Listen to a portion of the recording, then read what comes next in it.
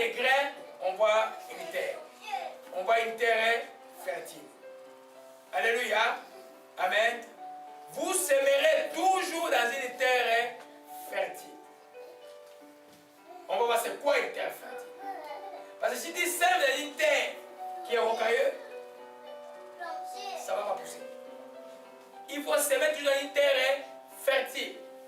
Je me rappelle à l'époque où l'Esprit m'apprenait beaucoup de choses à transcender les dénominations, que tu pouvais trouver des vrais serviteurs dans d'autres dénominations.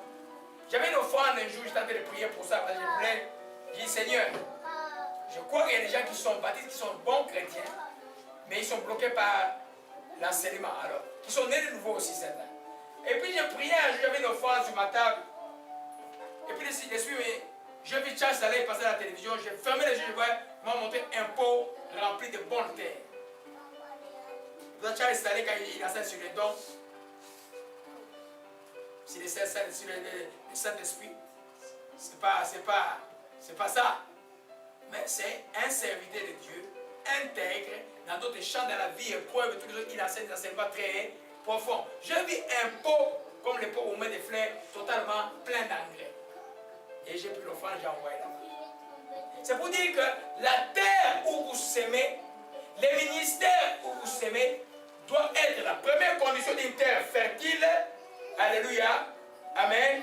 C'est une terre ou un ministère, une église ou un serviteur de Dieu, mais qui a été, si c'est un ministère qui est initié par le Saint-Esprit.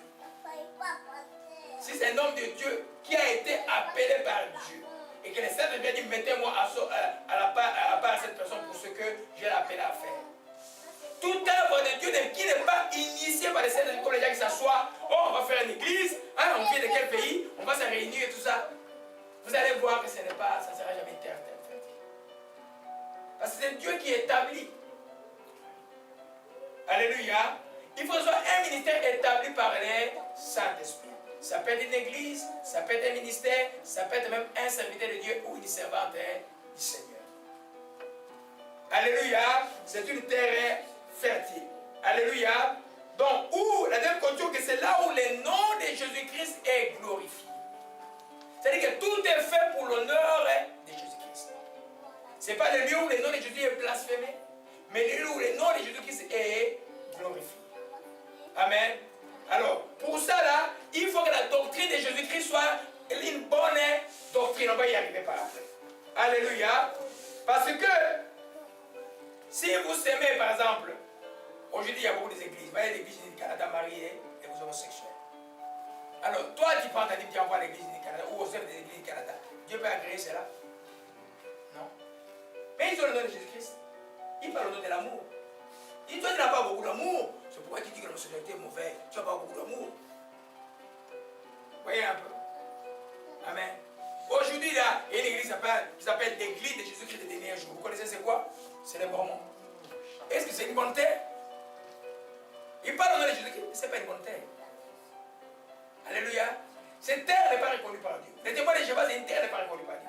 Une église de réveil dont les gens, vous allez dans l'église, les gens vont dans un bar la nuit là, et il y a une église à Montréal comme quelqu'un m'a décrit. Et il paraît qu'il y a beaucoup de gens qui viennent, je crois, du Rwanda, je ne sais pas. Mais les femmes là-bas s'habillent comme dans les plages. On dit que c'est la culture des Rwandais sont comme les blancs. C'est pas cette histoire-là. C'est la perversion. Hein? C'est la perversion. Dieu n'est pas là. Une église où les noms de Dieu qui ne sont pas glorifiés, les règles de Dieu ne sont pas respectées, Dieu ne peut pas honorer. Mais d'abord, dans une église, c'est la tête qui est plus importante. Parce que dans les membres, vous trouvez, il y a toutes sortes. Vous trouvez ceux qui marchent bien, ceux qui tâtonnent encore, ceux qui sont des bébés qui donnent, il y en a qui connaissent encore rien. Mais la tête doit être une tête qui craint. C'est pourquoi avant de s'aimer nos frères dans une église, il faut prier, gêner, que Dieu te montre où tu mets ton pied. Sinon tu vas gaspiller de l'argent. Alléluia. Amen. Nous sommes encore à ce niveau-là. Je me rappelle encore un témoignage, je vous ai parlé de ça déjà plusieurs fois. En 97, on a commencé en 82 une église qui était bonne. À un moment, les gens commencent à dire, on essaie à lier l'église du Canada, on est venu par voie de l'église du Canada. J'ai dit au pasteur, il faut quitter là-bas. Au moins, Dieu va appeler l'évangile là-bas. Si tu restes là-bas, moi je vais quitter. Beaucoup de gens sont venus un peu par moi, moi je suis parti tout seul, sans dire aux gens, sans créer de problème. J'ai dit, je te laisse les brebis de Dieu, prends sur les brebis de Dieu. Mais dans les semaines où j'allais encore, je suis à la Banque Royale, je retirais un $20 sur un $20, il était écrit en stylo, Jésus-Christ. J'étais en jeûne. J'ai dit, mais c'est quoi là, moi qui suis en jeûne, que je retire un $20 où c'est écrit Jésus-Christ. Je vais le mettre à l'église. Je l'ai mis dans les paniers. La nuit en vision, en rêve, on me montre quand j'avais les toilettes en Afrique. Là.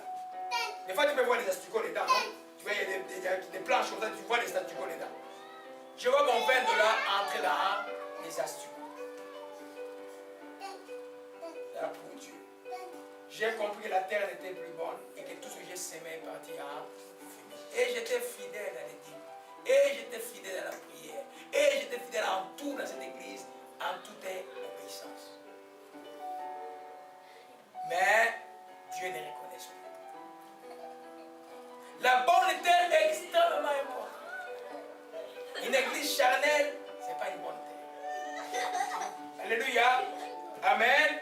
Gloire à Jésus-Christ. Amen. Donc, la deuxième condition d'une bonne terre, c'est l'enseignement de la parole qui est dispensé. Une église où on n'enseigne jamais. C'est toujours un verset là, les gens oh, le Seigneur va faire, soyez bénis, prospérité, et puis pour. Il n'y aura rien. L'église doit enseigner. Dans l'enseignement, il y a la prévision. Dans l'enseignement, il y a la prévention. Il y a la correction. Il y a la restauration. L'église doit pouvoir enseigner. Si l'enseignement, vous n'êtes pas satisfait de l'enseignement de l'église, pourquoi vous donner? Alléluia. Vous semez dans une terre, une bonne terre, parce que vous êtes nourris par cette bonne terre. Si cette bonne terre ne vous nourrit pas, pourquoi vous semez? Et si vous êtes nourris, pourquoi vous ne donnez pas? Alléluia. Alléluia. Une bonne terre. Alléluia. Oh, gloire à Jésus-Christ. Amen. Et on va un peu voir dans Oshimala Kamaratakaya. Malachie chapitre 3. Yahweh Shimalakaya. Malachie chapitre 3. Oh Malachi Balakabarasta. Alléluia. Amen.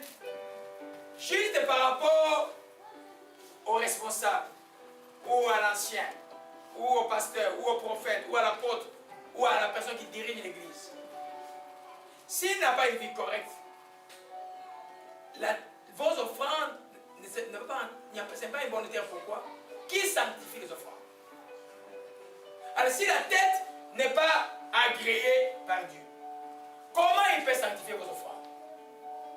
Rien. Alors c'est pourquoi dans les choses de Dieu, n'avez pas trop de sentiments inutiles. L'offrande ne sera pas sanctifiée. Parce que lui n'est plus agréé de Dieu. Je ne parle pas de quelqu'un qui a fait une bêtise et puis il s'est repenti. Je ne parle pas de quelqu'un qui résolument prend un chemin qui n'est pas de Dieu.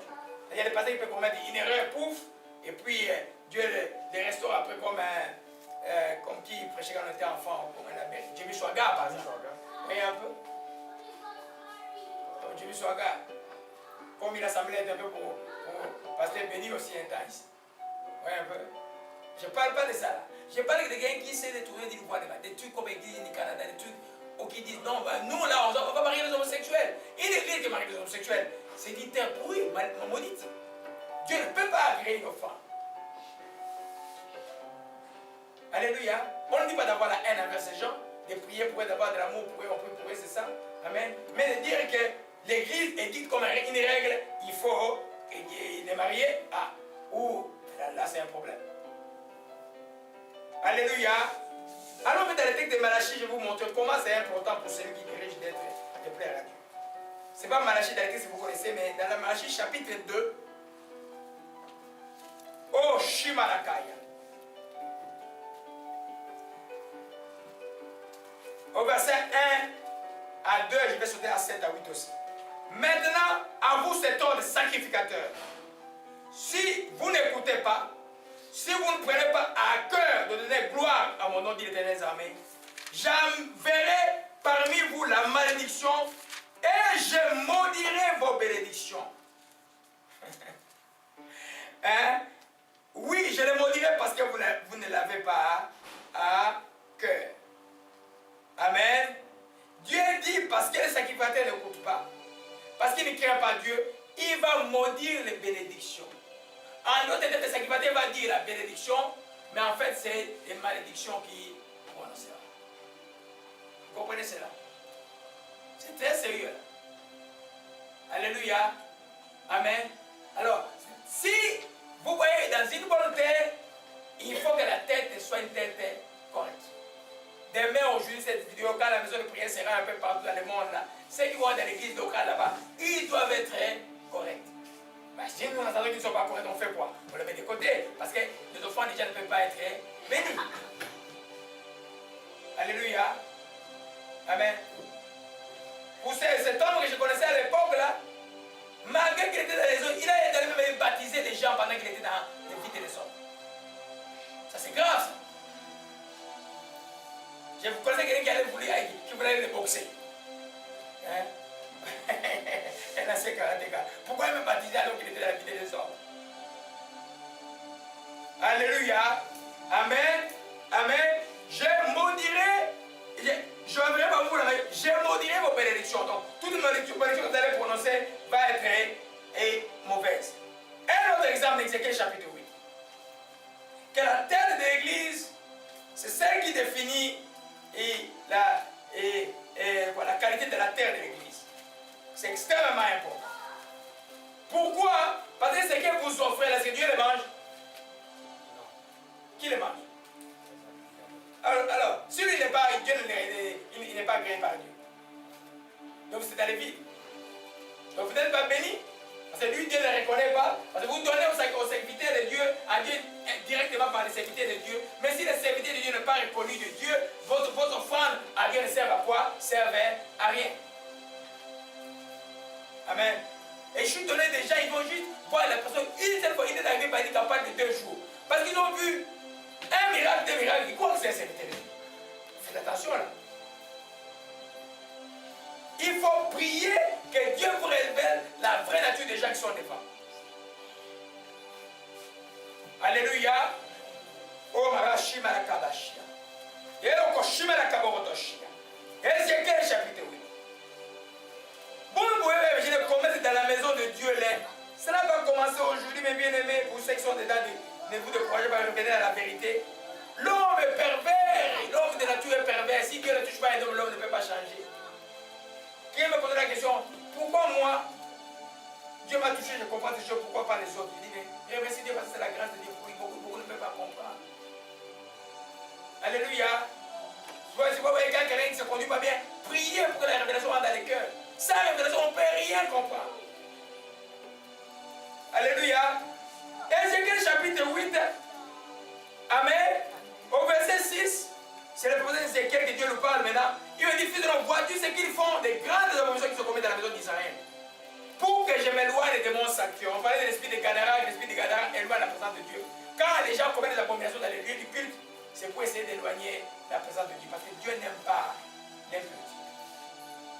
Vous voyez, c'est pourquoi, par exemple, dans mon groupe restreint, là, je vais encore restreindre de plus. Ce sera pour le bien de tout le monde. Ne vous fâchez pas, soyez contents. Ça va être pour le bien de tout le monde. Parce que si vous n'êtes pas quelqu'un qui sait se sacrifier pour les gens, vous ne pouvez pas être autour de moi. Alléluia. Vous ne pouvez pas d'abord le premier ce qui s'est passé avant la prière aujourd'hui, avant la prédication. Amen. Il y a un prix que les gens payent pour que tout le monde soit béni. Alléluia.